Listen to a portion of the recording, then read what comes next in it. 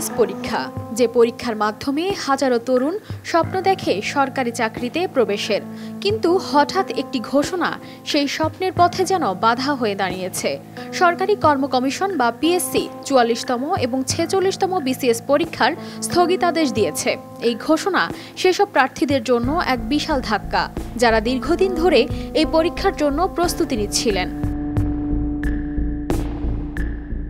২৮ August থেকে শুরু হওয়ার কথা ছিল ৪৬তম বিসিএস এর লিখিত পরীক্ষা। সবকিছু প্রস্তুত, পরীক্ষার কেন্দ্রও নির্ধারিত। কিন্তু হঠাৎ করেই পিএসসি জানায় স্থগিত করা হয়েছে এই পরীক্ষা।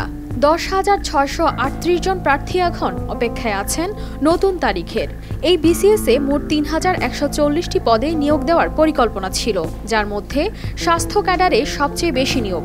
সহকারী সার্জন পদে ১,৬৮২ জন এবং সহকারী ডেন্টাল সার্জন পদে ১৬ জন নিয়োগ দেওয়ার কথা ছিল। এছাড়া শিক্ষা ক্যাডারে নিয়োগ পাওয়ার কথা ছিল ৫২০ জন।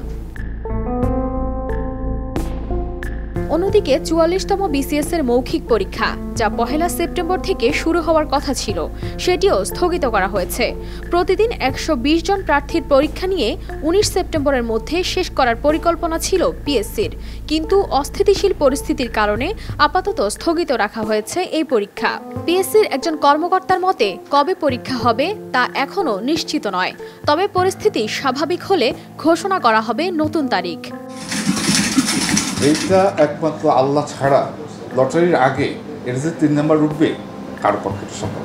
এর আগে বিগত সরকার থাকাকালীন অভিযোগ ওঠে বিসিএস সহ বিভিন্ন সরকারি পরীক্ষার প্রশ্নপত্র ফাঁসের।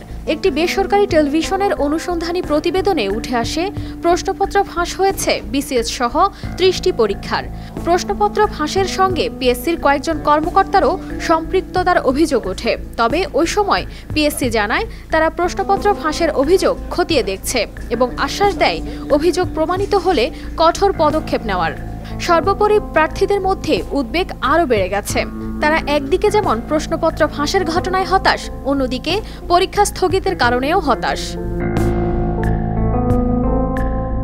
প্রার্থীরা এখন এক ধরনের অনিশ্চয়তার মধ্যে আছেন। তাদের দীর্ঘদিনের প্রস্তুতি এবং কঠোর পরিশ্রম সবই যেন ঝুলে আছে অনির্দিষ্টকালের জন্য। পরীক্ষার দিনক্ষণ অনিশ্চিত হওয়ায় বাড়ছে মানসিক চাপও।